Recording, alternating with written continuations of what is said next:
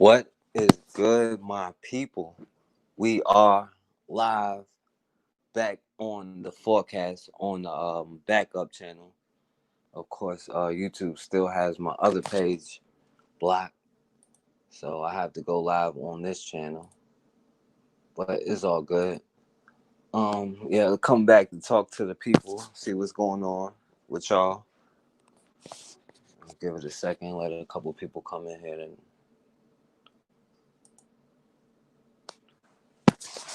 yeah, peace to everybody. That's why, you got to be subscribed to both channels. Probably gonna have to put, the normal videos that you're used to, on this channel. So you definitely want to get all the notifications from this channel. And we'll be back with the lives as soon as, they take the strike off or let me upload content on my other channel. We'll be doing the live discussions over there. But we definitely have to have a serious, conversation. I definitely want the people to call in. I want to talk to the people.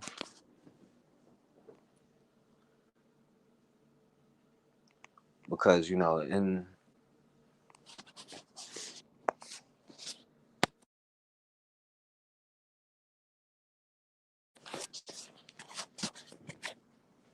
at some point, as a people, we have to stop playing around. And we don't have any other choice but to get on code. But, everywhere I see in our community, I see so much weakness, so much division. And, of course, we understand that's, one of the number one strategies in war. Your enemy will do whatever, to divide you, to make you fight each other instead of you unifying and fighting your enemy. But our oppressor has managed to split us, and now we fight over every single thing that we can fight over, whether it be religion, whether it be the gender issues. We even fight over their politics. And we spend more time arguing about things than discussing the real issues that we need to discuss in order to get out of the position that we are in.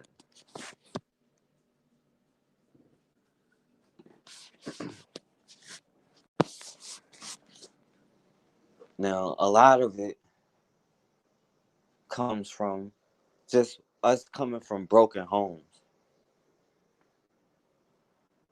We don't know how to treat each other. We don't know what love looks like because all we've been taught is self-hate.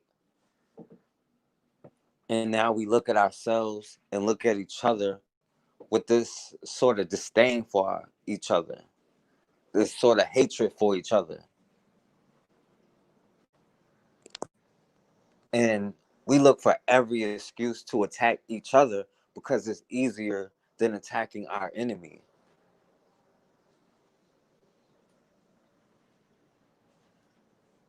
That's why there's a lot of issues that we got to discuss and a lot of talking points that need to be destroyed.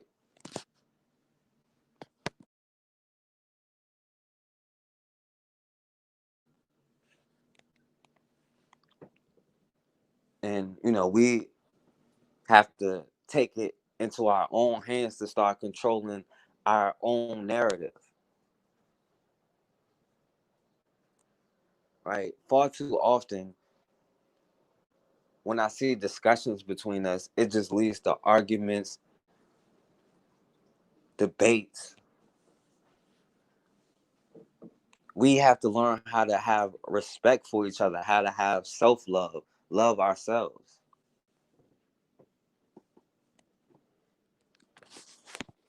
Because, white supremacy has exposed a lot of stuff in our communities. It exposed the dynamic in our communities. And from day one, we never saw each other as the same. Like when you want to go talk about Africa, they were different tribes, they spoke different languages. Everybody just wasn't on one accord throughout the whole continent. But it doesn't work that way because Europe was the same way. The English didn't get along with the Spanish, right? The French didn't get along with either of them. They've always fought each other. But the difference is they learn how to put aside their tribal differences, whatever differences they have, when it came to keeping us in our place, when it came to the issue of white supremacy.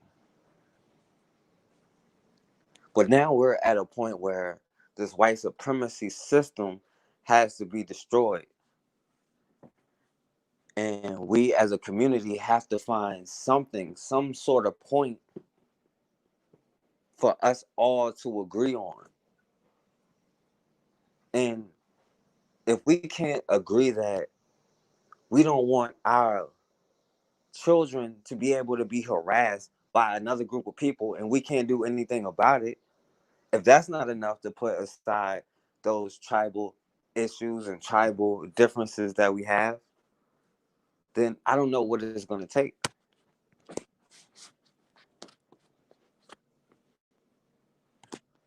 I mean, you have a 7-year-old little girl in Detroit years ago.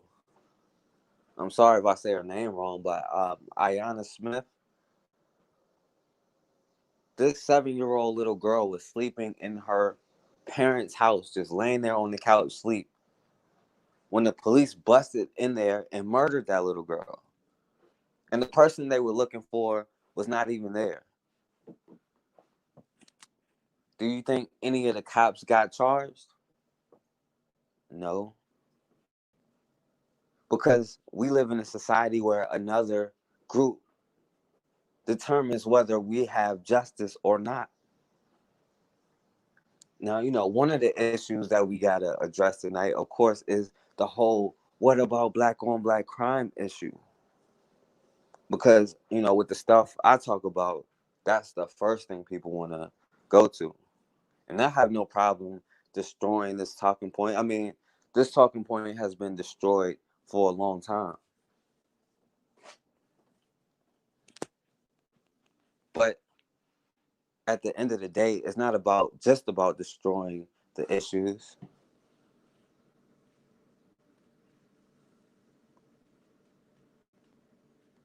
Yeah, and I'm gonna have people calling in or whatever in a few minutes. I'm gonna put the number on the screen. But the issue is, even if we wanted to do something, we're in a position where another group of people can tell us what to do and what not to do. We couldn't punish our own if we wanted to because we're subject to another nation. Now, do you think America would allow North Korea to punish American citizens? They would not. What's going on, Razor Ramon?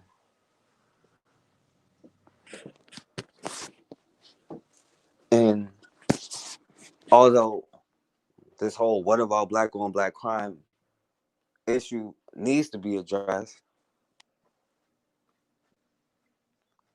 right? When people want to address it, they want to leave out the actual issues, so you could actually solve these issues. And that's done on purpose. That's what's up from Somalia. That's what's up. And that's why YouTube don't want us talking, because the internet changed the game, right? We can reach people anywhere and we can communicate and do what we have to do. And when it's time Just like we get out and vote, we can get out and meet each other to build the things that we plan on building. But all of it is a process of learning how to trust each other. And the brother said from Somalia, and that's one of the issues we look at.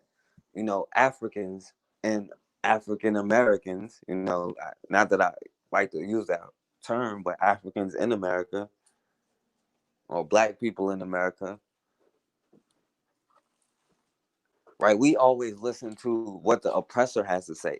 They tell them stories about us, and they tell us stories about them, and we believe what the middleman is saying, leaving out the fact that this person has caused the destruction on both ends. But with the internet now, all of that propaganda we can start to control. We start to communicate for ourselves, to learn the truth for ourselves, because it all starts with them destroying our history.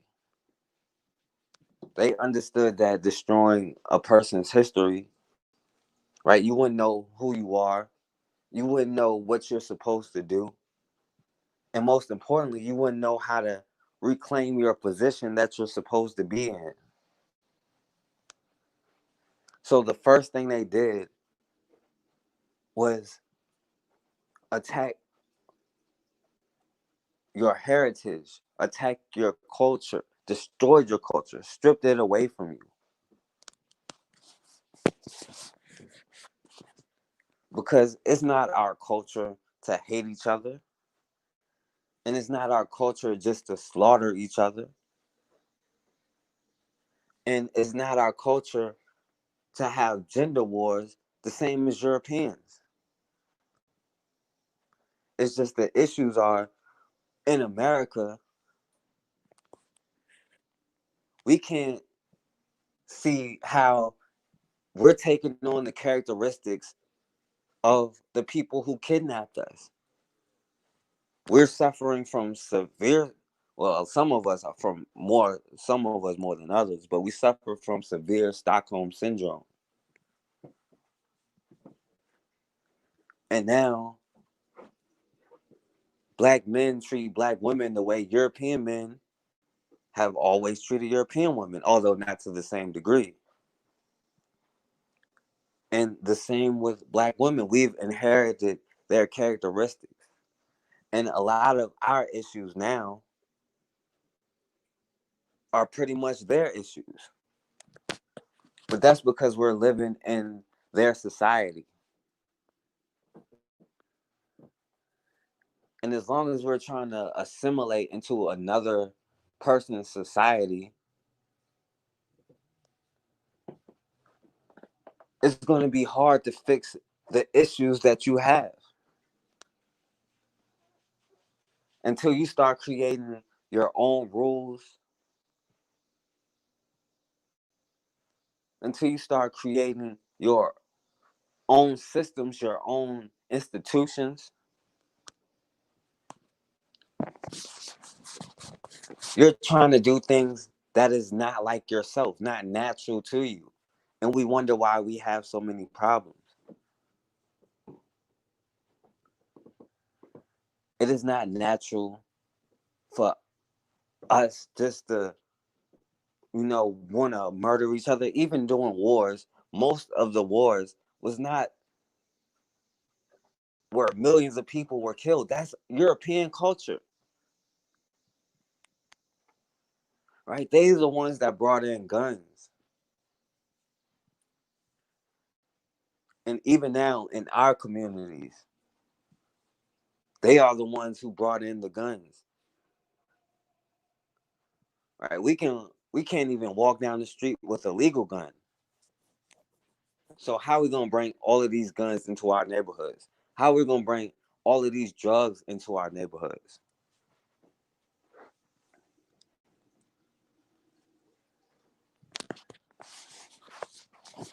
But instead of looking at the enemy, we always try to find a way to blame ourselves, say we are our own worst enemies, when that's the furthest thing from the truth. If we are our own worst enemies, it's because the characteristics of our enemies is within us, and we gotta expel that out of us.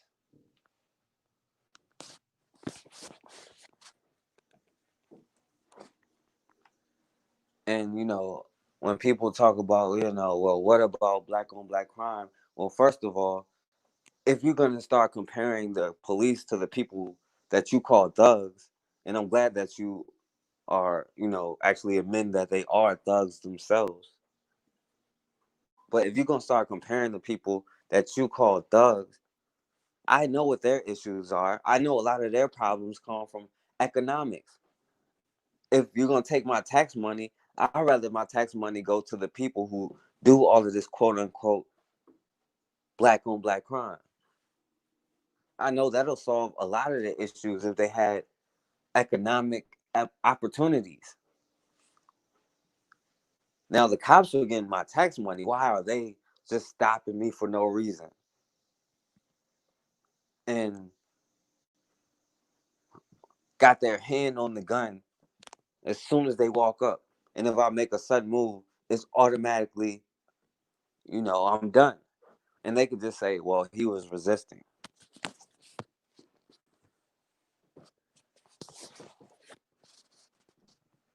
But before we start going with this whole what about black on black crime narrative, right? First, we have to start questioning. They can't just tell us anything anymore. You can't let them just, if you question them, 9 times out of 10, they will not be able to answer you because they're just regurgitating what they heard. These are nothing but talking points, and the dangerous thing about them is they always use these talking points to justify murdering us. Time to work. What up, my brother? I'm gonna take phone calls too.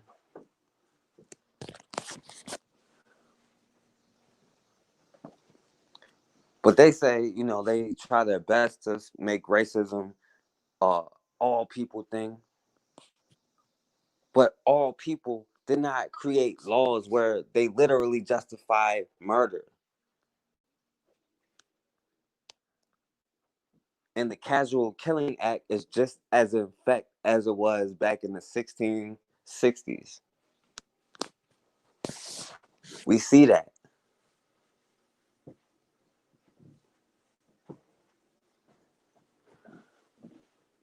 Melanin always. What's up? What's up?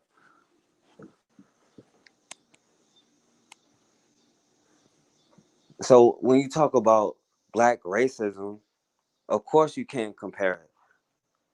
Because first of all, black people aren't just murdering other black people just because they're black, nor do they have any position of power. And when they murder somebody, they are going to jail. Now, when it's time for us to start policing our communities, that's when we need to have this conversation. But right now, if say there's a domestic issue between a man and a woman, and somebody else is called and something happens, we're all subject to the enemy's laws. We couldn't punish our own right now if we wanted to. So no matter what you say, we still have to solve the issue of white supremacy because that is the root. We're trying to look at symptoms of the problem. We're trying to cure a runny nose when we have a fever, when we have the flu.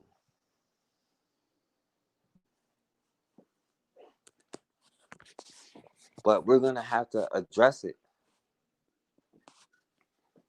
But we're going to have to get that fear out of our heart. And we have to understand, like, it's not an easy thing. We've been programmed to be this way.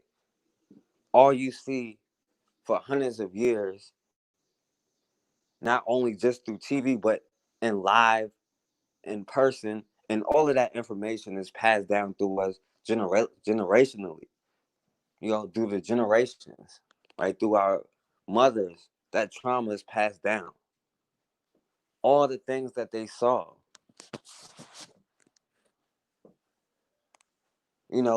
feeding little babies to attack dogs, right? Castrating the biggest man in front of everybody just to humiliate them, just to send a message. That fear has been beat into us, but we have to make a conscious decision to have courage to overcome that fear.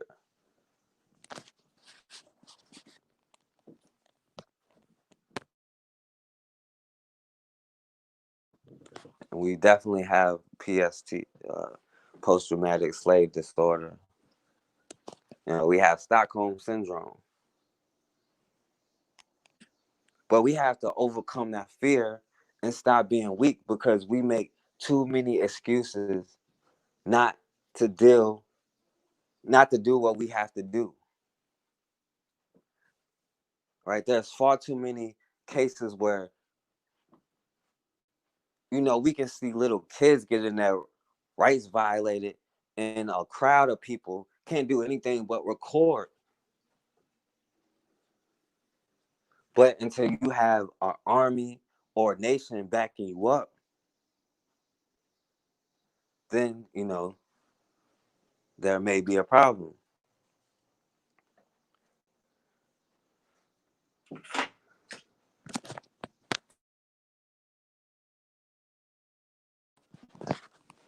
But, you know, one thing that makes me mad, just speaking as a black man,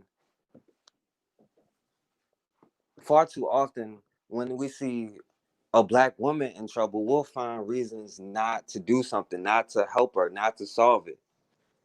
Or we'll tell her that she needs to stay in her place.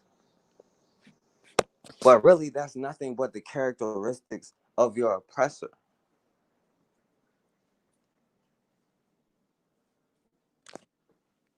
We have to be willing to protect each other.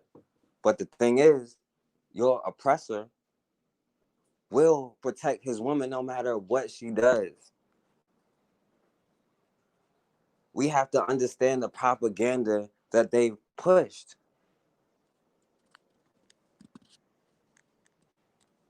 For hundreds of years, right? One of the first laws they passed in the 1600s, they gave black women an extra tax. If they included black women in the tax, which they excluded every other woman from. So if you married a black woman, you would have to pay extra taxes. And then, of course, in 1662, they passed the law where you inherited the status, your child, the woman's child inherited the mother's status. So if she was a slave, then the child would be a slave. All of these things were meant to keep us divided. Not only did they do things to black men, they did things to black women to keep us divided. They did things to make us look weak, and they did things to make them look undesirable. Because they understood that the first thing to attack is the black family. And the black family has been the number one threat to America since day one.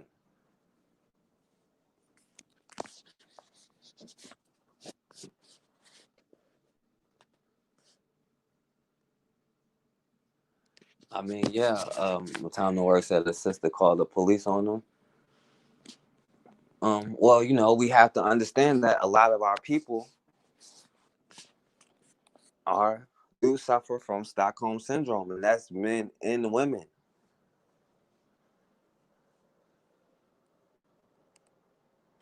I mean, we saw during all these protests how many people saying, we have all of these protests about when white folks do this, but not when black folks do this.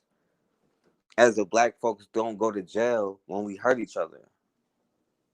All of that is nothing but excuses, and they use European talking points to do these things. That's why I focus on European talking points. But, they were meant to keep us divided. And we have to make an effort to at least start understanding both sides. And as a black man, I got to understand that, to allow, black women to experience all of the things that they experience, when it's our job to protect the women and children, there's no way that we should have let them be raped for so long, should have let them be enslaved for so long. And just even in the dynamics of a relationship, if your woman sees you in a weak position, then she's probably going to lose respect for you. But the thing, as black men, we have to realize, and we have to have faith and trust, is that when we build what we have to build, black women will be right there every single time. They will be right there ready to fight.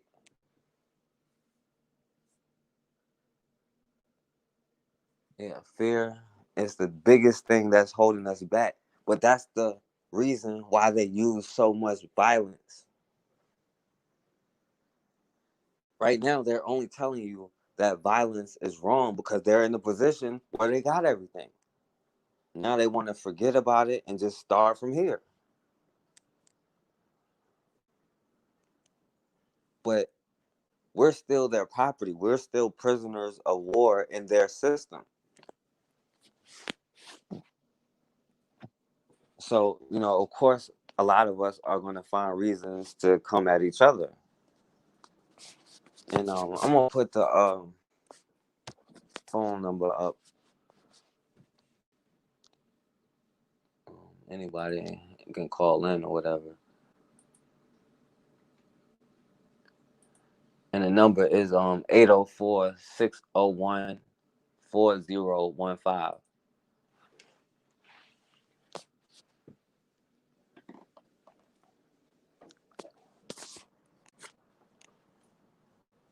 But, we don't have to live like our oppressor lives. We do have the ability to create whatever we want to create. But we have to have the faith and the courage in each other to build with each other. And if not, we might as well just give up right now.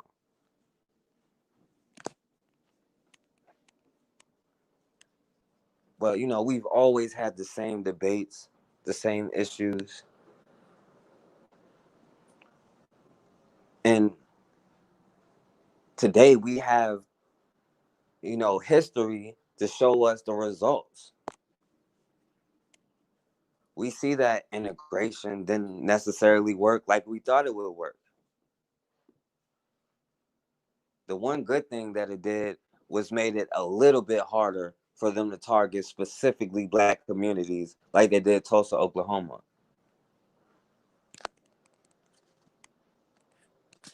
But now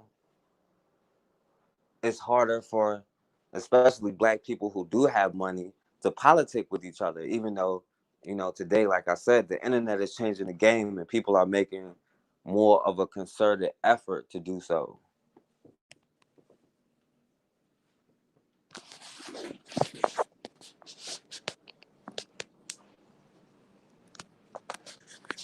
But as long as we are at odds with each other, if two brothers are fighting each other, and the drug, it's not like the drug epidemic is this, it's not like it's 1987 or anything, but if two brothers are fighting each other over a block that a European owns, right, the whole time the European is getting paid from all aspects of it. Not only is he staying in power because y'all fighting each other instead of him, he made money giving you the guns and the drugs, and then he's gonna make money when he lock you up for having it.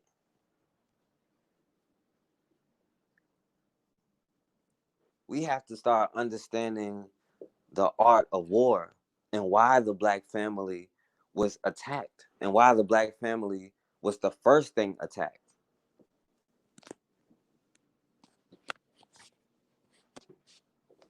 The black family is the cornerstone, and it'll be difficult to control a kid's mind when you have a strong mother and a strong father.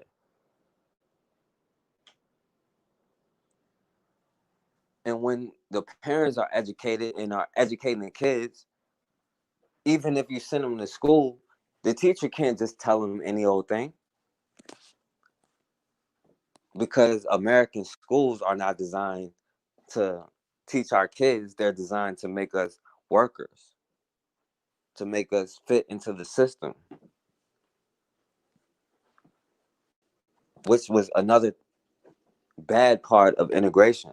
Because at least when we had our own schools, although the schools were in terrible conditions and they had no books, they at least were in control of black kids' minds. They were able to prepare them for what they were about to face. Now it's nothing but brainwashing and lies about history.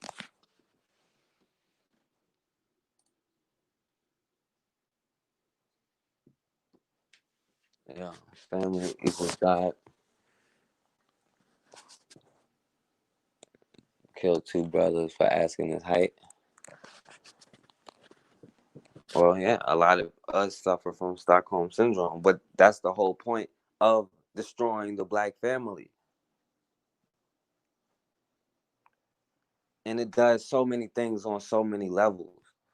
Because when you're a kid, you see how your father treats your mother. You see how your mother treats your father and how a healthy relationship is supposed to be. And instead of seeking out dysfunction, you'll seek out healthier relationships.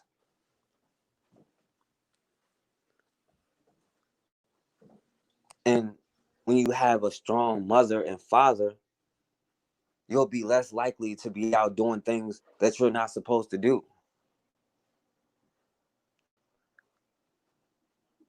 And there's a better chance you'll be struggling, you'll have your family will be struggling less with both mother and father's income. Well, in today's age, it's just a fact that a couple together will make more than a couple apart, or one person raising kids by themselves. It eliminates so many things just by having the family together. And then you can instill a mindset where you know that their kids know what kind of society they live in. They'll be black first. They'll be about destroying the system.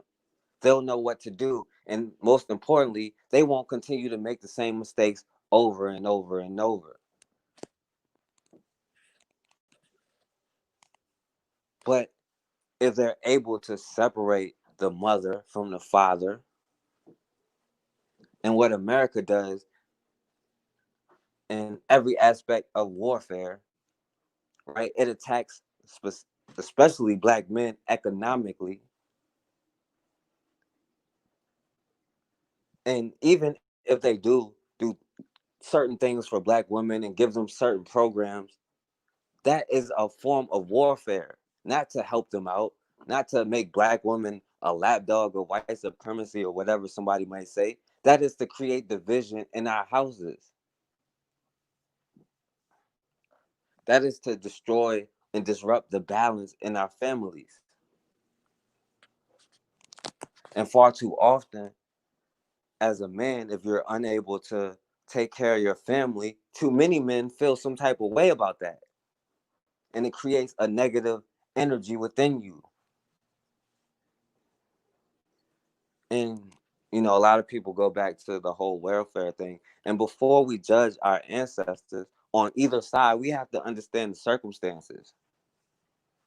In 1960, hundreds or thousands of us were struggling for maybe 20 or 30 jobs. They had just destroyed our communities, not just like they did with Tulsa, but with the Highway Act in the 1950s, where they just built highways right through our communities and then built the projects right alongside of it. They didn't just wind up in the projects. And if you had everything destroyed and everything taken from you again,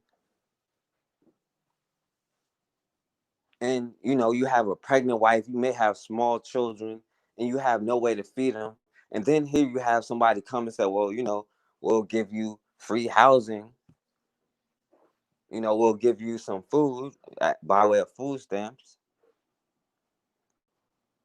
we'll even give you the ability to go to the doctor. All you have to do is separate yourself from your husband and kick him out of the house. Now it's easy for us to say no, they shouldn't have did it, but when you're looking at crying children, it's hard to say that.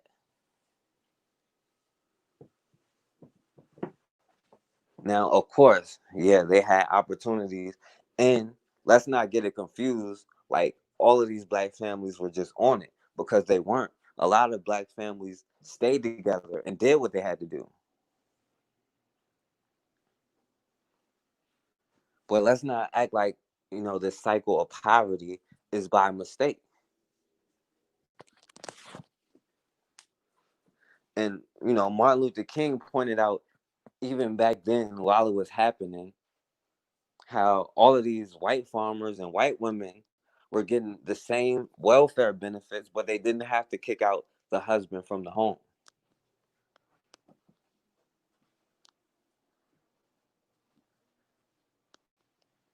It's a reason why they put us in this position.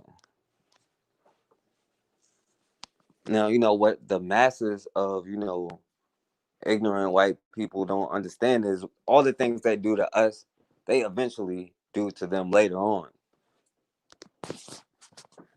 But it always hits us first and the hardest.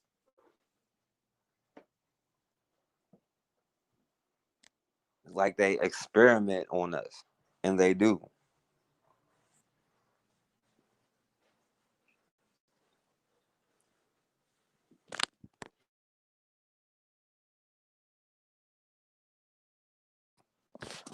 Yeah, there was plenty of black communities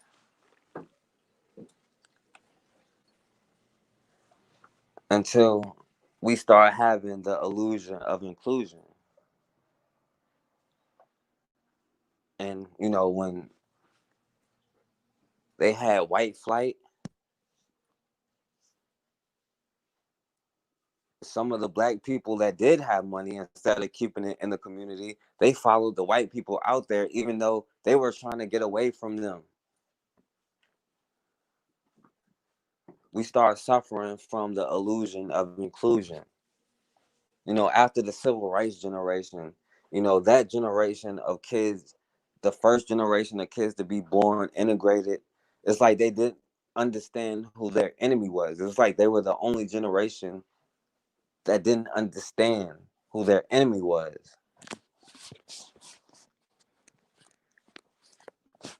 And like I said, I can't blame them for that. 150,000. Yeah, that's the issue. It's been like this time and time. Now, self-preservation is nothing but self-love. Every other thing will do whatever it takes to protect themselves and protect their children. We may be the only thing on the planet that, instead of protecting our children, we'll just put out a cell phone. Now, I'm not saying pulling out a cell phone isn't powerful, and in certain cases it can help. I'm not saying any of that, whether you should or you shouldn't. But right now, we are the only things on earth that can pull out, that will that will only pull out a cell phone when we see our kids being attacked.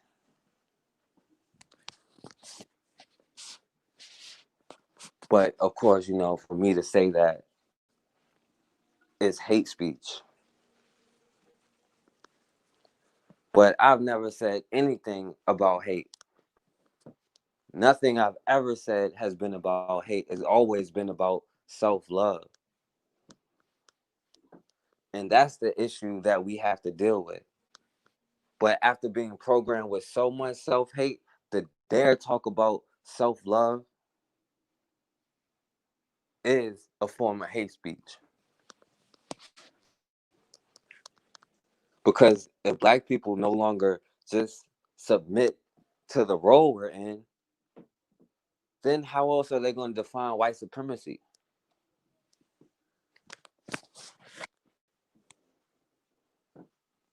White supremacy can only be defined by black inferiority.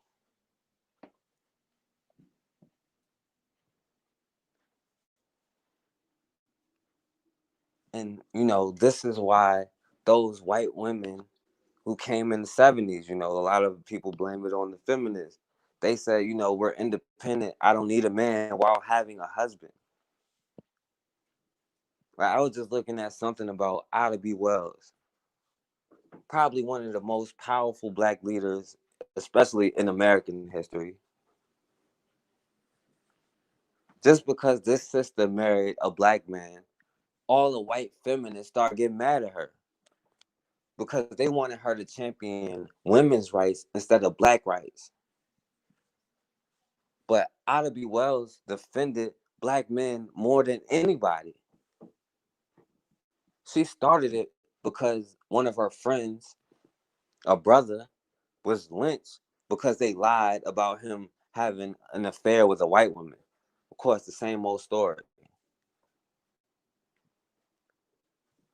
Which is why I don't know why, so many of us give the enemy, especially white women, we let them ride the fence when they're the cause of so much destruction.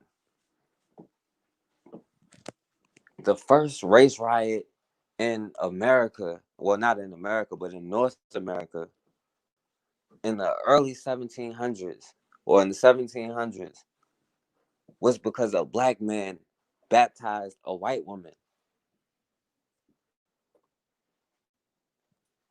And do you see how no matter what the white woman does, most times they choose to associate with the black community, with black men.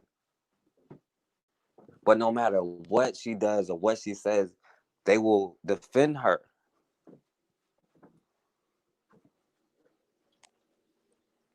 They will lynch every Negro in the community just because she says so, even if she's a prostitute, a whore, whatever she is.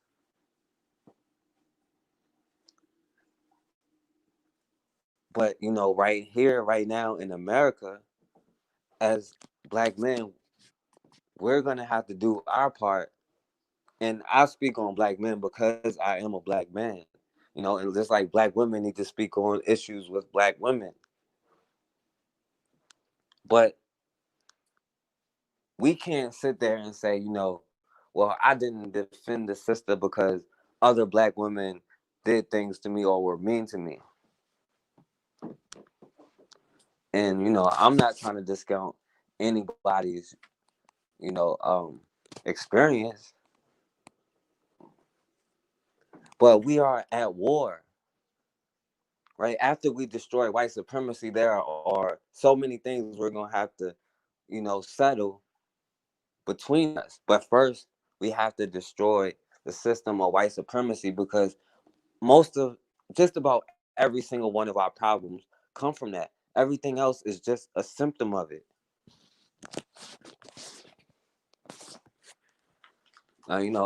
Anybody can call in, by the way. The number is 804-601-4015. I just wanted to come in and talk to the people. And, for all the people who always talk about, but what about black on black crime? Now is your chance to call in and, I guess you can get me on that point.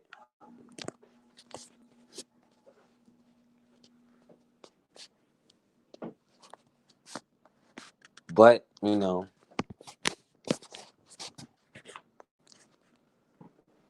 we don't have any other choice but to pull ourselves up by our bootstraps.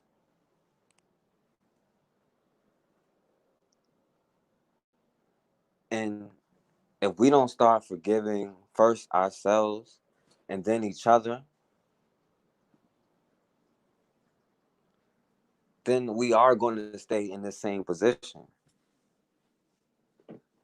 Now, don't get it twisted like other groups don't have issues like we have issues. Like, it's just us doing all of these savage things because that's the way they've always portrayed it, when that is not the truth.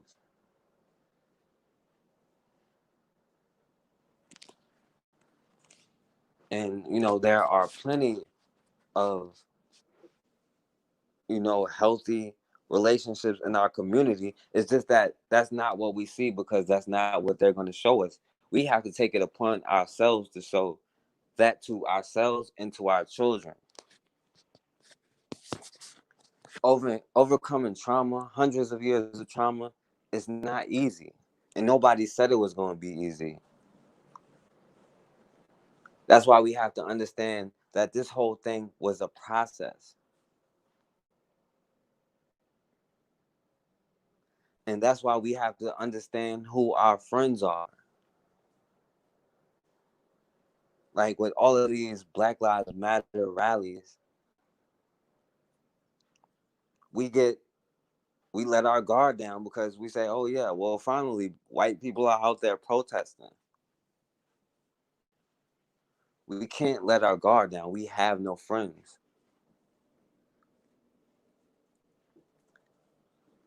And we have to stop letting white women play both sides of the fence.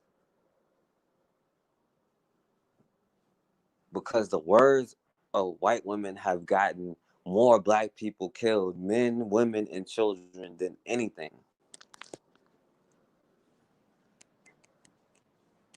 But, like the great Ida B. Wells broke down, it had nothing to do with white women. They just used criminalizing us to justify what they were doing.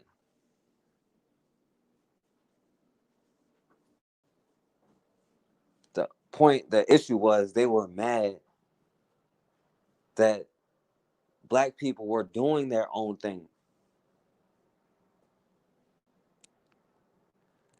They needed us to do the work for them because they can't do what we can do physically. They tried and they failed. This is the reason why they need us to stay in our place. This is the reason why they attack us, and this is the reason why they try to prevent the rise of the Black Messiah.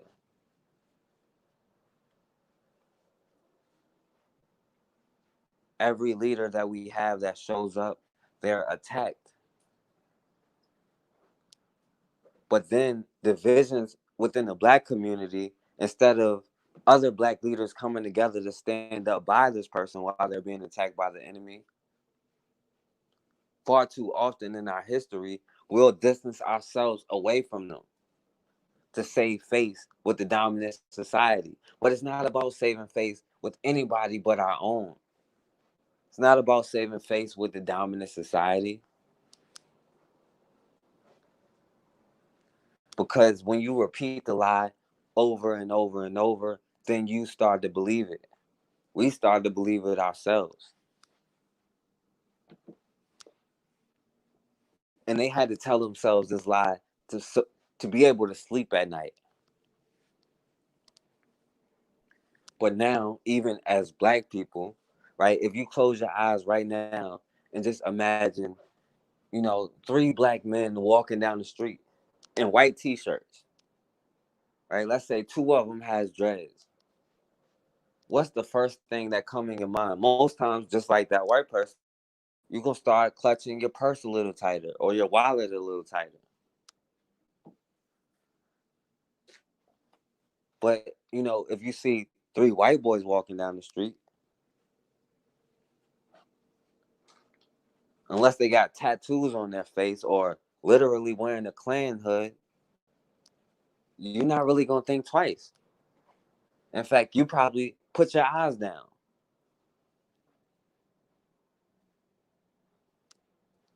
But that's because we've been psychologically conditioned just like they have. They told themselves, well, this person may be dangerous, a criminal, and why the police are extra harsh with us, why they shoot us more, why they, put their knee on our neck for longer, because they always said, well, black people are these monsters, and you can't kill them. It was all of these political cartoons that has always been passed through America, right? Look at The Birth of a Nation, the racist movie that the president showed in the White House. Said black people are monsters. And more importantly than just, that we love to rape white women, is that we're hard to kill. It takes extra shots to keep us down, especially if we're on quote unquote drugs. But we know who the drug epidemic affects. Slang Nocturnal, what up? But anybody who got anything to say, you can call in. And the number is right there on the screen, 804-601-4015. I'm just on here to talk to the people because we got to get rid of these tribal divisions because we don't have any other choice. Even in simple projects, we always let ego get in the way, and certain people want to be in control and have it a certain way. And I'm not talking about anything in particular because so many organizations in our history have failed for those very reasons. And that's the reason why we have to be aware of black organizations that have been able to last and get funding and get pushed, because every legitimate black organization for the upliftment of black people have been attacked and destroyed, every one of them. But you still have organizations like the NAACP around, and you have to ask yourself why.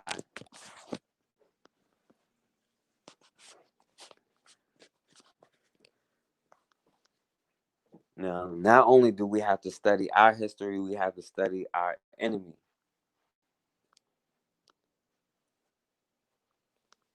Back in the 1800s, all Europeans were doing for hundreds of years was fighting each other for control over kidnapping and trafficking us. But in the 1880s, and I don't know how many people know this, but most of Africa was uncolonized. I know how they like to say, Africans went into the interior of Africa because Europeans couldn't. Well, they couldn't, and they didn't go into the interior. Most of Africa was uncolonized until the Berlin Conference. Now, Europeans, despite their differences, despite their religious practices, even the way they treated slaves, all their differences, they sat at a table and discussed dividing everything up so they wouldn't continue to fight each other, so they can focus all their attention on us.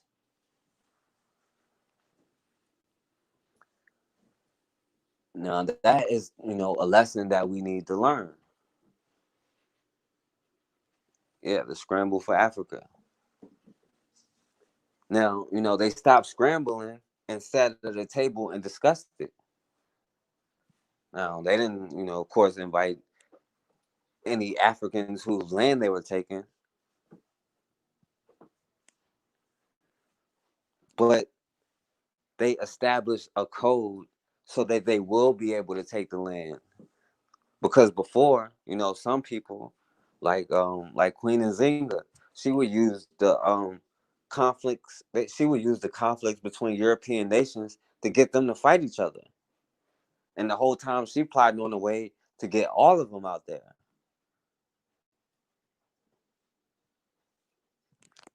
But the issue is, that these other African tribes, it was hard for them to unify. And not only did they speak other languages, but sometimes they just weren't willing to.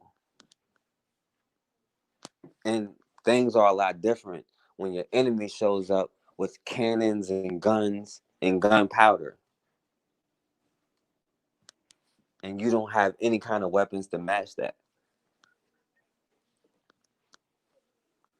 But that's one of the important parts of the Black family, because when you have a kid in a stable background, a stable home, right, you can give them the ability to be anything that they want to be, whether that be an engineer, a doctor, whatever it is. Because when it's time for us to have our society, we're going to have all of these things.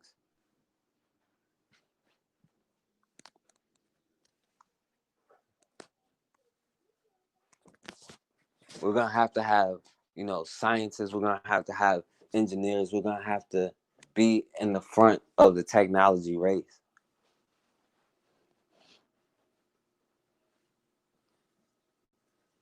Just about every European nation. And when they did fight with each other, right, the African nations, well, to a certain degree, was able to get them out of their country.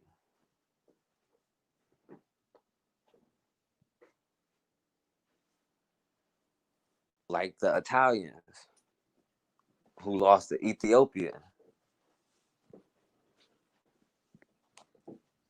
right? But the conflict during World War II was, again, because Europeans cannot stop slaughtering each other. It's just that we're picking up their characteristics. During World War II, when Europeans were slaughtering each other, they got the help of other European nations to push them out. But anytime you do business with the enemy, right, there's always going to be a downside to that. And they're always going to come back and try to say you owe them for something. And the whole time they're trying to take everything. But there's so many examples in history. We can learn from the Haitian Revolution, right? And no disrespect to the Haitian Revolution, but was it a successful revolution? Right? They drove the French out of there, but then they started having civil wars amongst each other, and they fought each other so much that the French was able to roll back in there, and they didn't technically take the island, but said, if you don't pay us this crazy amount of money, then we're going to come back in and enslave you. And they're still paying this money to this day. Now, as Black Americans, I'm not sure Hitler's playing, but he probably was no.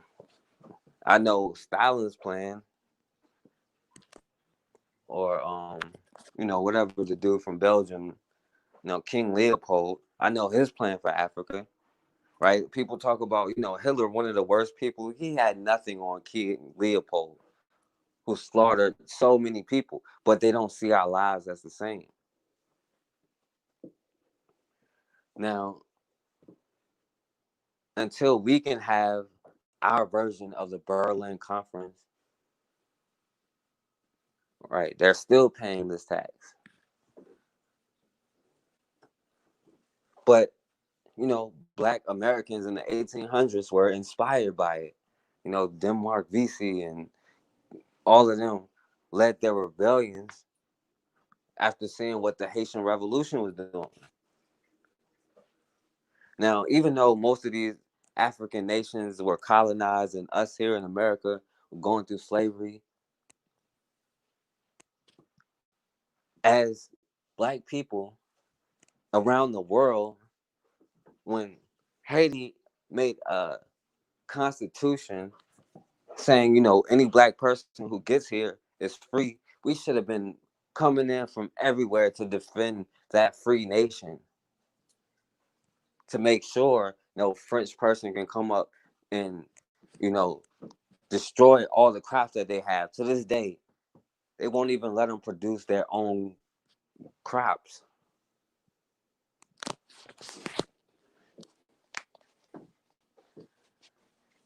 But it's always been our tribal differences that kept us from doing that.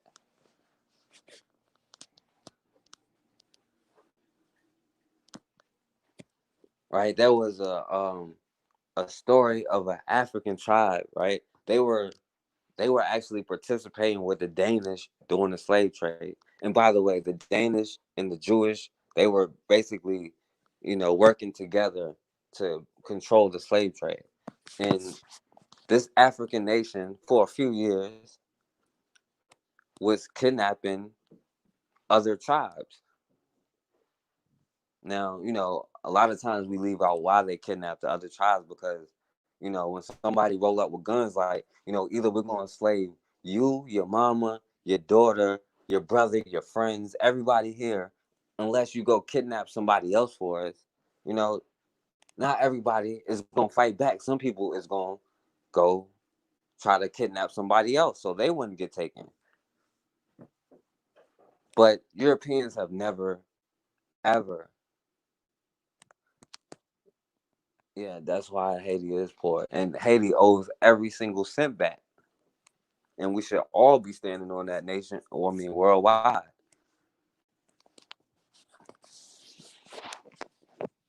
But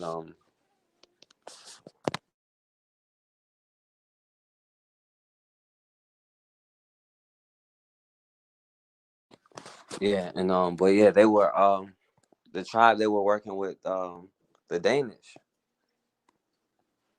But of course the Danish were kidnapping their people anyway. So once everybody got kidnapped, I mean that's why they say, these tribes were selling each other. But don't believe any of that. Because most of the tribes that were, they ended up getting kidnapped themselves within like 10 years. So it wasn't really any sustained Africans selling Africans kind of slavery. Not saying that it didn't happen, but in most cases it wasn't sustained long because they were kidnapped anyway. And this tribe that kidnapped, other people, other tribes, when they went to the island, I think it was St. John, they led a slave revolt. And they were able to establish, and this was in the 1700s before Haiti, and they ran all the white people off the island.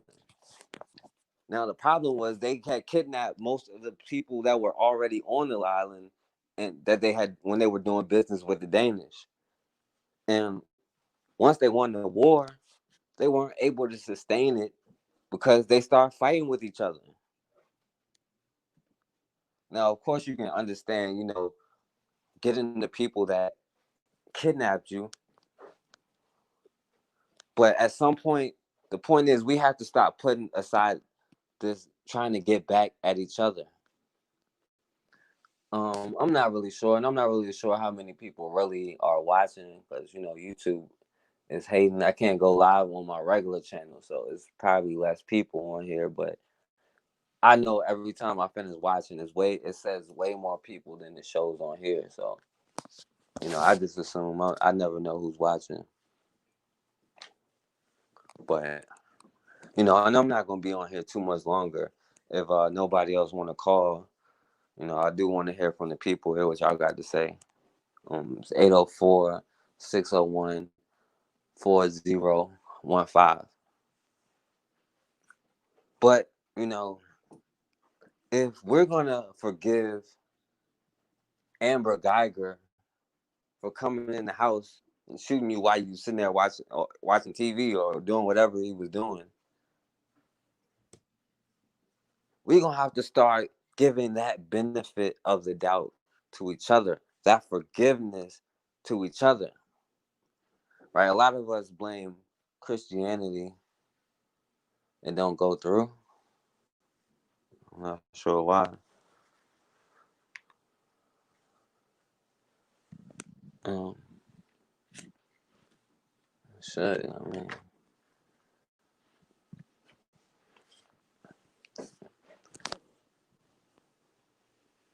well, I'm not sure if the phone is working or not, but it should be working. I haven't gotten any calls. But if we're gonna give the enemy or somebody who can come into our apartment and say she thought it was her apartment and forgive them, we can forgive each other. And it's not about Christianity because those same Christians don't forgive each other. They start talking about, well, what about black on black crime? When that can never be compared. That can never be the same thing. No, they don't really try to solve these crimes. Just like in my last video before they took it down, right? I talked about all these black men who mysteriously wind up being hung or being found hanging from trees in the public. Now, one of them may have actually been a suicide, but now all of a sudden, all these black men in America during these protests are randomly committing suicide and hanging themselves. But before they even investigate, they just label it a suicide and move on. They just say no foul play.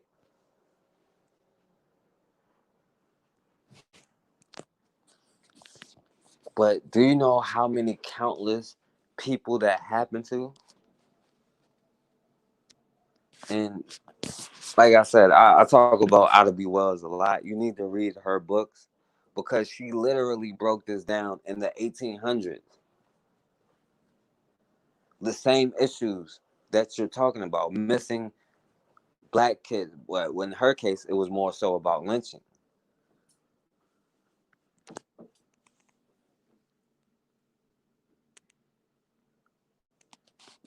Right, because they give each other the benefit of the doubt.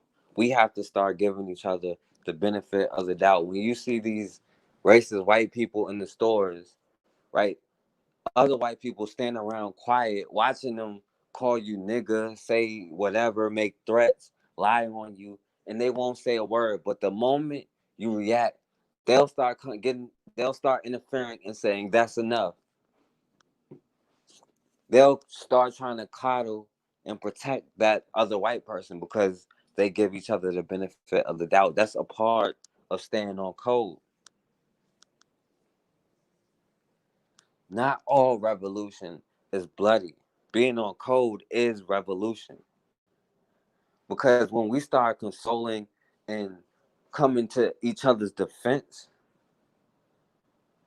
they'll see we have to start doing something about this. They'll start thinking twice about it.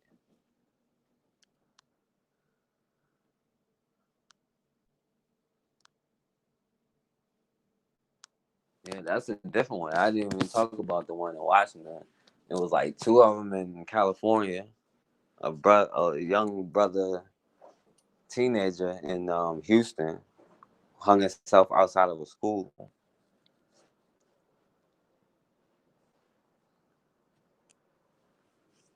But we have to understand what we're up against. The first police, the slave patrol, was nothing but deputized white farmers and overseers and slave owners.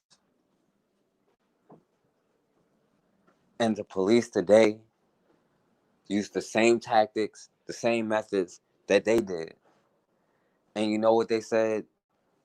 Black people meeting together in groups of three or more or four or more is illegal because they might rebel against us. And today they call us thugs, or they call that a gang if three or more black people are walking down the street.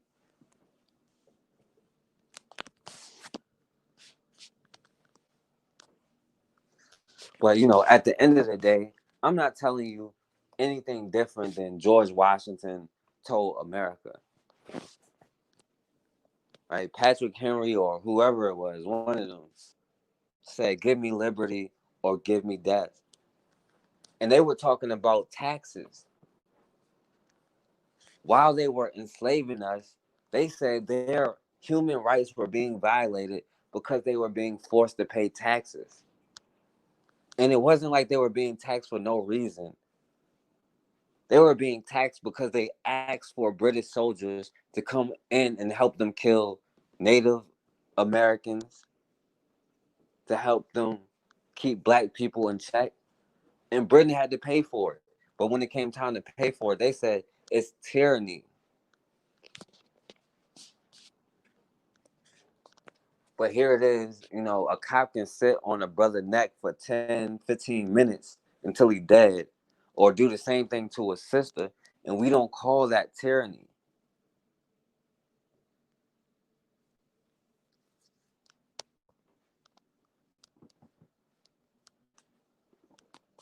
We don't respond the way they do. They took action. They took it into their own hands. They went to war. They were outnumbered. The British had them outnumbered, outgunned. And this is a part of our power. George Washington, who was, we all know, a horrible thug, criminal, right? He didn't want to arm black people. So the British said, okay, we'll arm black people and we'll promise them freedom if they help us win the war. And black people, of course, was joining the war. And George Washington was getting his ass kicked. And he was forced to take back what he said and beg black people for help. And once he did that, black people helped him win the war. Now, even though both sides promised freedom, they both lied. Right? The British said, we'll give you freedom and we'll give you land and this and that. And they just shipped them to Canada, to Nova Scotia. Didn't give them any land because they gave all the land to the white loyalists, as they call them. And we know what happened in America. No soon as it was over, he passed the Fugitive Slave Act where, just random black people in the North were being kidnapped, whether they were free or not. The Fugitive Slave Act made so many black people who are on record as free now vulnerable to be kidnapped anytime. Right? Just like, that movie 12 Years a Slave, what happened to him? That was happening to so many people. You couldn't let your children walk down the street without you because they could be kidnapped and end up in Mississippi somewhere and you'll never see them again.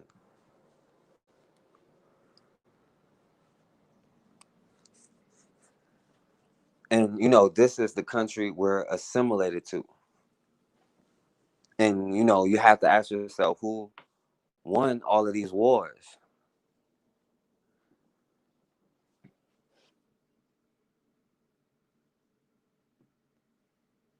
Yeah, and you have to wonder why there's an uptick in all of these lynchings, and you have to wonder why they aren't talking about it that much, and how they automatically label it a suicide.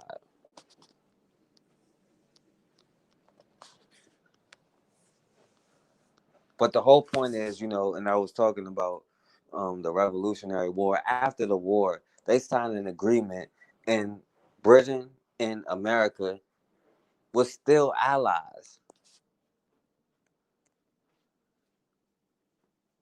And they got right back to slave trading because they took a break from slave trading. That's how a lot of the colonies in the North, you know, didn't have slavery. Because, they like to say, slavery was in the South.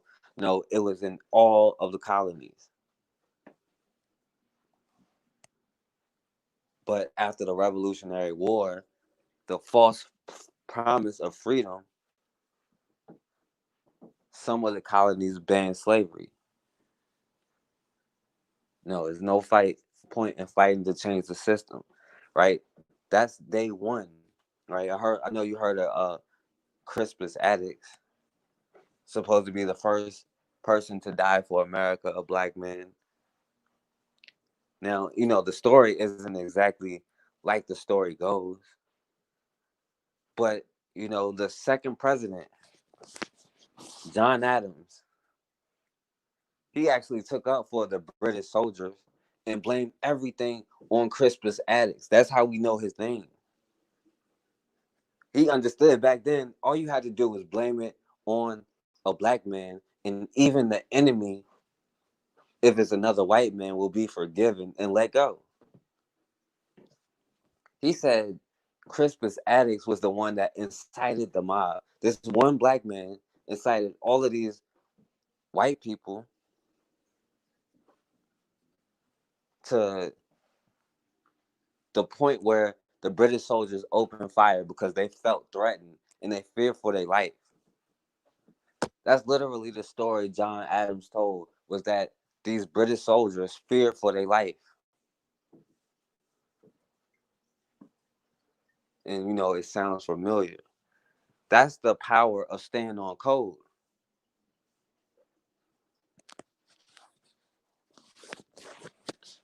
And that's that's just what it is. As far as we have to start learning how to give each other that kind of benefit of the doubt. Because what they do isn't new. It's just that we don't ever confront it. And like I said, I'm not telling you anything different than the forefathers told America. And the pedophile rapist Thomas Jefferson, they like to say he was against slavery. No, he was for white nationalism.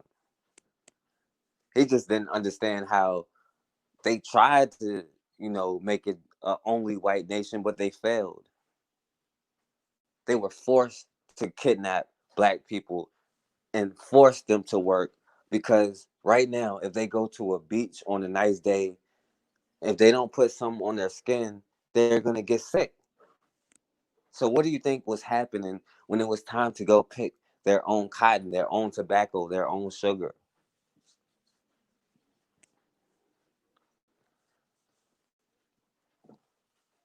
And as much as he wanted us out there, out of America, he sure didn't mind, molesting a young girl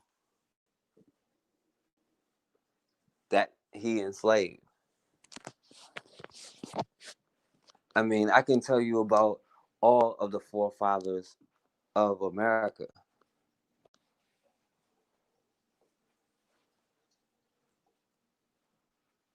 But like I said, it's time for us to start creating our own and doing our own and building our own.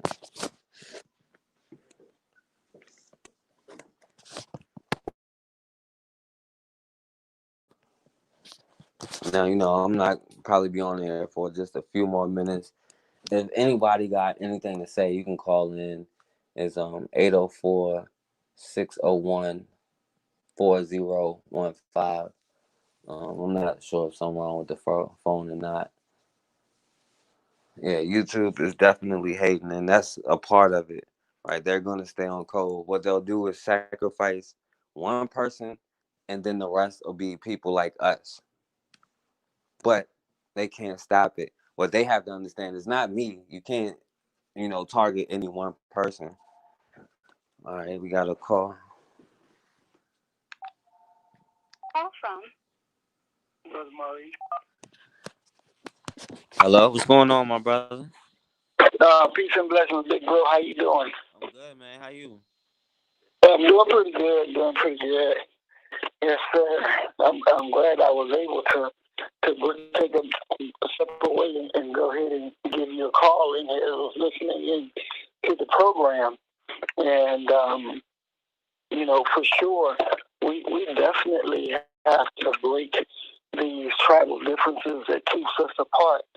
because what we're seeing is an uptick. Normally you have a certain set of these demons that act, like themselves, but now you seem to get more and more of them out here, no matter whether they're pulling guns out on you or trying to run you over with their vehicle. They're doing something every day to not just take away the quality of our life, but to take away our life period. So, our people have to wake up and realize that in reality, we are all we got. There was a lady that was taking the Black Lives Matter words that was written in the street in D.C. in yellow letters, and she was doing it over in black, trying to black it all out. And you had some Hispanics and some whites on the sideline, telling them that you're being racist and, you shouldn't be doing this, all this, that, and other thing. But what we got to understand is these demons, it's offensive to them to have to even read something that says Black Lives Matter. And when we really understand that it's offensive for them to be reminded that our lives matter. So it is so offensive that this cracker trying to get it taken off the street by rolling it in black paint. Now, our people look at these Mexicans and others and these quote-unquote other white folks as our allies.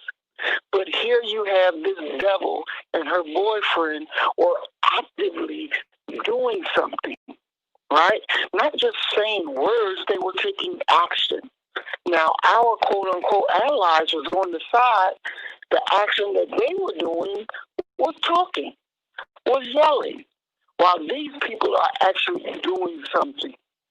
So if we're judging whether or not somebody is an ally, if our enemy is actively doing something physically, and the only thing that they're doing is raising their voice to say, stop, that's racist, but you're not stopping them from committing the crime that they're committing, that is a clear indication for us that we can't depend on no Mexicans and we can't depend on no damn crackers.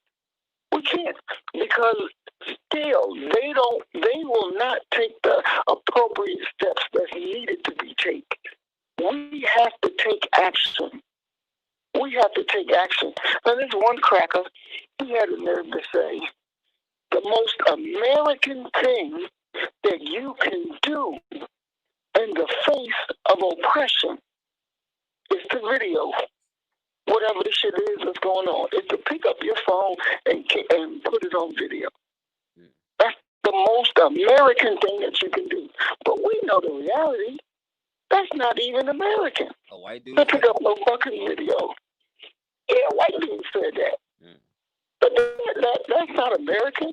The American way is, if this is going on, then I'm going to pick up a gun, I'm going to do something, I'm going to kill you.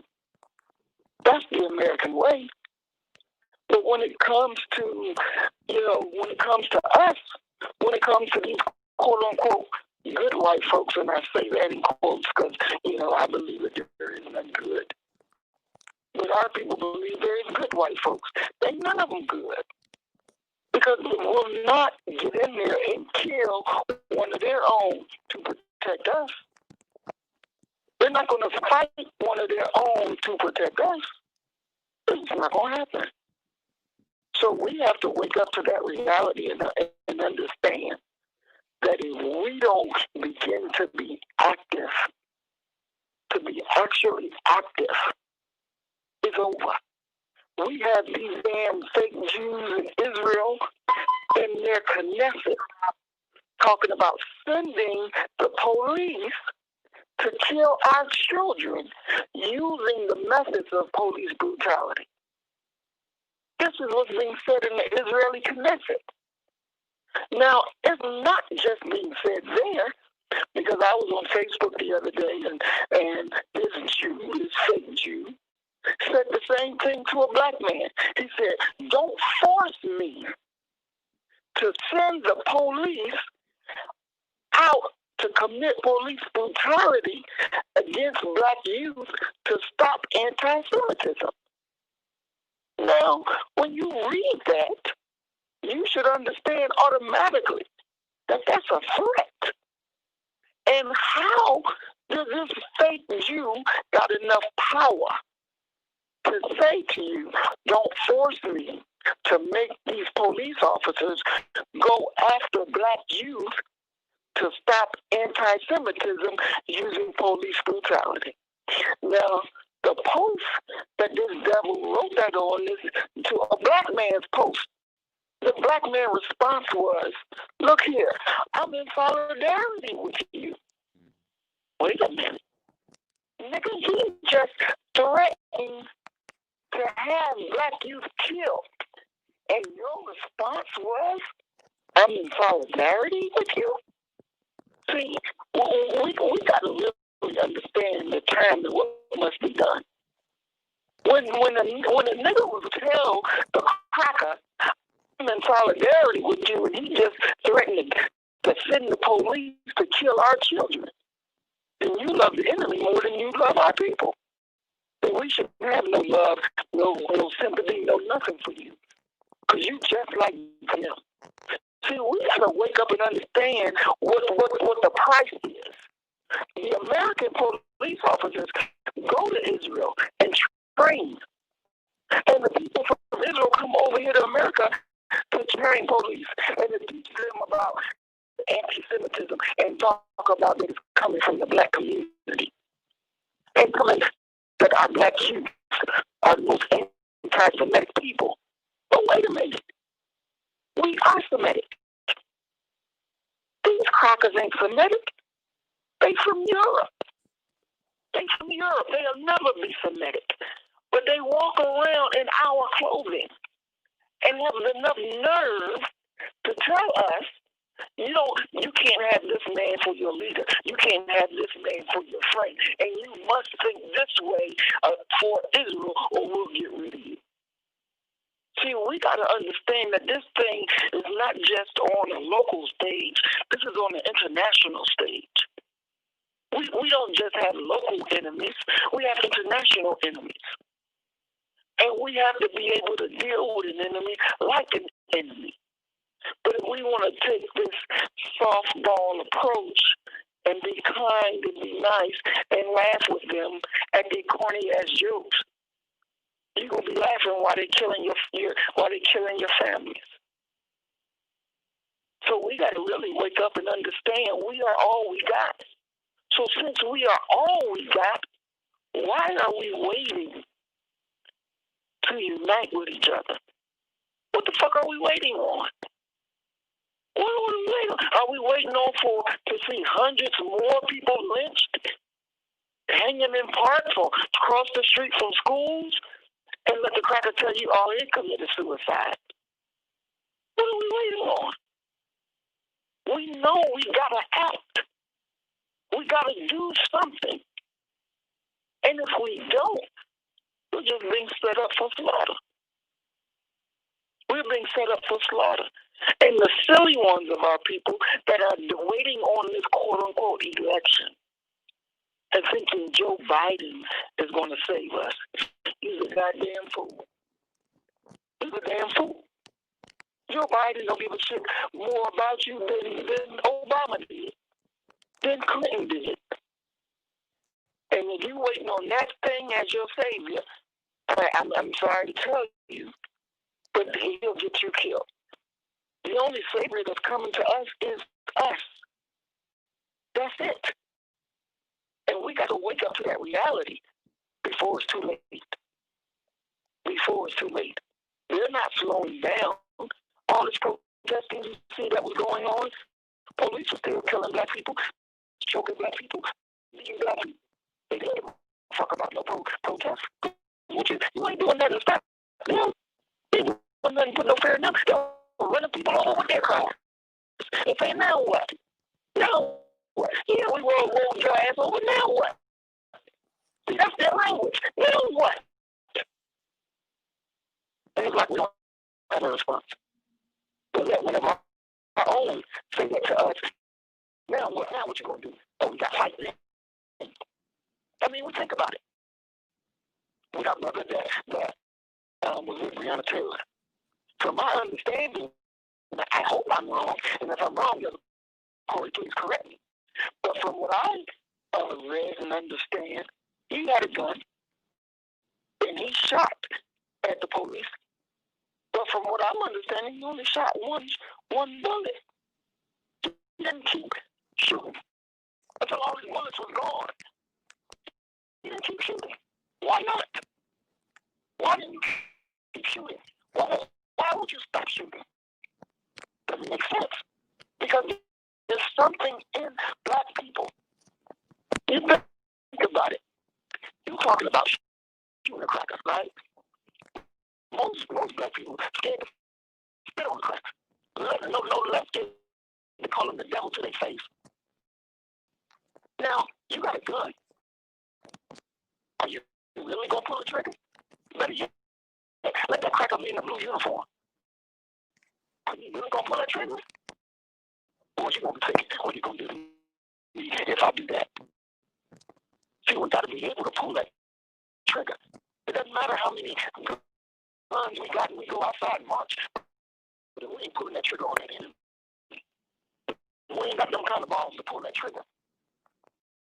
And you can stop with the show and tell. But that shit don't mean the same thing. We have to be ready to pull that trigger. We have to be ready to pull that trigger. Because that's the trigger that may save your life. That may save your life. You looked at it in regard to how big he was and how little was this cracker. Who killed him? You looked at George Floyd, how big he was. Compared to the Trumpy cracker that killed him. We go along with our killers. And we resist peacefully. Ain't no such thing. We resist peacefully. They have given us think about this, man. They say you have the right to protest, but you have to protest peacefully. Now they know in make laws, rules, and regulations that you may not like. So they say, well, we give you the right to protest, you just protest peacefully. So if they're giving you the manner in which you can protest, and you protest peacefully, but your protest keeps getting ignored. It doesn't change a damn thing. Why? Because you're only acting in the way that they allowed you to act. Therefore, if they prescribe for you to act this way, you act this way, and nothing changes. Because you're not doing anything really to make them change. So you can't do what they tell you to do and expect shit will change. It don't work that way. It doesn't work that way. They didn't get free from Europe until they decided to go to war. Point blank. Point blank. And until George Washington figured out, hey, let's use our black slaves to help us. And if we help y'all help us, we're going to give you freedom. See, the Brits already had that shit figured out. That's why the slaves that they were catching them saying, okay, you're no slave anymore, you free. Trying to buy your loyalty that way. But you know, we had those niggas running with George, believing George and his fucking lies, and they served them up. And they helped George and the niggas and their people to be free. So, only to be told, get your ass back on the plantation. Why? Because they never have a word that they use, that they look to fulfill when it comes to us. We're going to give you citizenship first class. They lied. We're going to make you equal. They lied. We're going to give you good school. They lied. We're going to give you good jobs. They lied. We have a history of lies dealing with them. And we keep falling for it. So, as you know, we take it that we are all we got. And we got to wake up to that reality. That their lives cannot continue to trick us.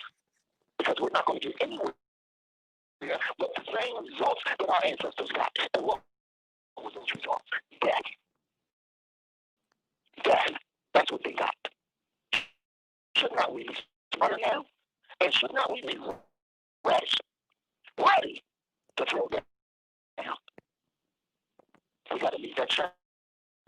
And we don't need it with words, we need it with action. I thank you, big brother, for allowing me to come on the program and say these few words. I just, wanted to give you my support. And thank you. Because you need everything that you do. We definitely need it. Yeah, thank you, my brother. I appreciate you calling in, man. Oh, no doubt, no doubt. Yeah, you just let me know and I'll be yeah, definitely subscribe to my brother Maurice channel. Definitely powerful, my brother. All right. All right, brother. All right, love you, bro. All right, you too, bro. Yeah, the brother made a lot of good points as always, and it's he's absolutely right. And as far as the white guy saying that the most American thing we can do is pull out our cameras, it's because that's what they want us to do. And of course, they understand how to get power. They got it. We so busy trying to explain racism to them, but they already know what racism is. He know that they didn't get power by writing down what happened, since they didn't have phones to record it. But they got power by slaughtering people, destroying nations. Right? Look at the doctrine of discovery. They said if you didn't believe in a European God, their God, that it was okay for them to come in and slaughter you, enslave you, and take your land. That's what they do. They understand that. And like I said, we aren't telling you anything different than George Washington told you. It's about taking action. It's about staying on code.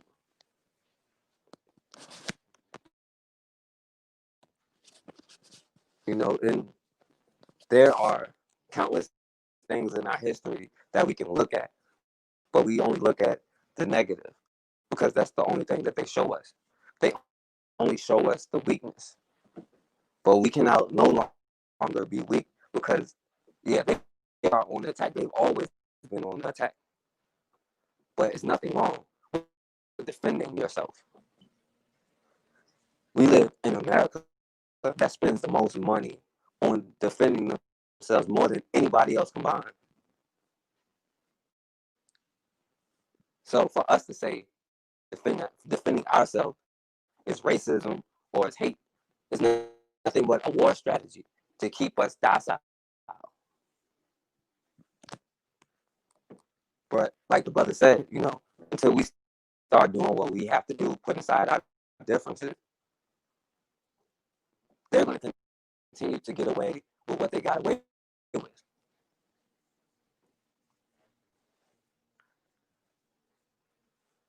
And it wasn't just George Washington. Abraham Lincoln did the same thing. Promised us freedom, the quote-unquote Emancipation Proclamation, which literally freed no one. Not only just because it was a proclamation and not a law or bill or anything, but it didn't even apply to the places that stayed loyal to the Union. So essentially, it only applied to the places that succeeded and he had no control over anyway.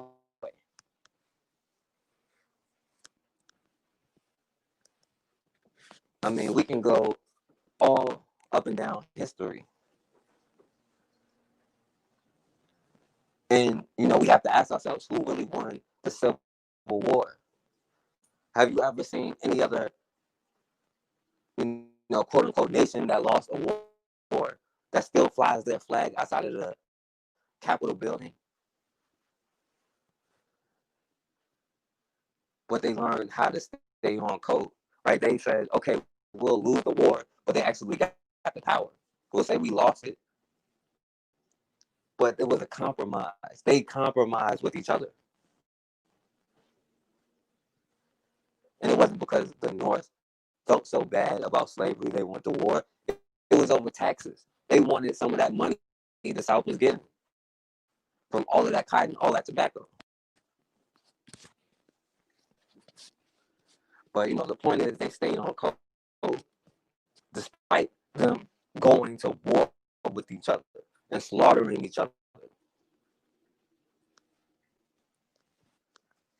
But like my brother said, if somebody step on my shoe and say, now what? We'll be ready to fight each other.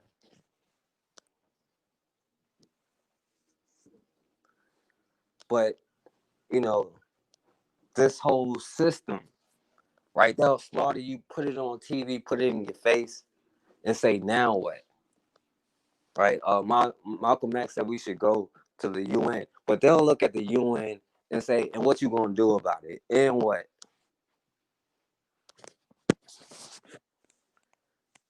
Now, the thing about history and all of these rebellions, right? The American Revolution itself, they were outnumbered, but they found a way to win because they said, give me liberty, give me death. They took action. The Haitian Revolution, they fought back, right? Most of the rebellions, they were outnumbered. What they used was guerrilla warfare. They understood nature. They used nature to help them. They didn't just do it ignorantly, but they had to be on the same page with each other, first and foremost. They had to understand who their enemy was. And the thing that always failed, even after they may have even pushed the Europeans out, was they always started fighting over power. They always fought each other until the point where Europeans were able to come back in.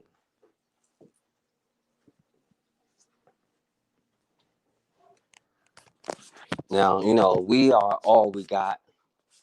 We don't have any other choice but to stay on code and do what we have to do.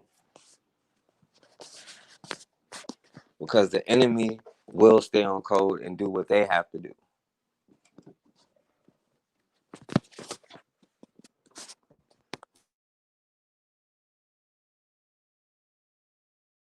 But if nobody else got anything else to say, the number is 804-601-4015. If nobody else got anything else to say, at the end of the day, we have to understand we are all we got. Black men, black women are all we got, and black women, we are all y'all got. And we have to come together for the protection of our children, if nothing else. We have to put aside our religious differences, whatever issues that we have. Just like all of the European nations, they may have their differences to this day.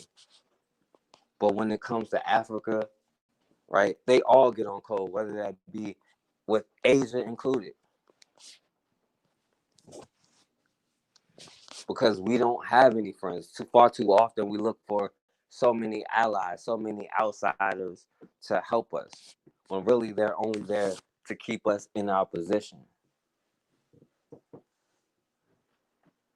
We have to have confidence in ourselves.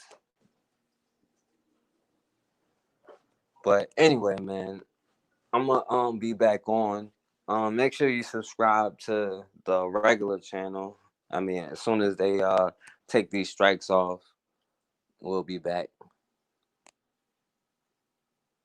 And make sure you subscribe to this channel, because I'll probably be putting the regular videos up on this channel. I may try to put up the video that was taken down, because it was only up for like an hour. So I may try to put that up soon. So, you want to be subscribed to both channels. I'm not sure if they'll give me a strike on this channel too. So we'll see. But I appreciate everybody for coming through. I appreciate my brother Maurice for calling in. Hopefully when we go back on the regular forecast, we'll get, the regular crowd. I know YouTube is really hating on my channels. They don't really send out notifications or anything like that. And there's no telling how many people are watching. But this is the reason why we need to build our own, create our own institutions. We cannot trust our enemy. And as long as we're on our enemy's platform, they can do whatever they want to do.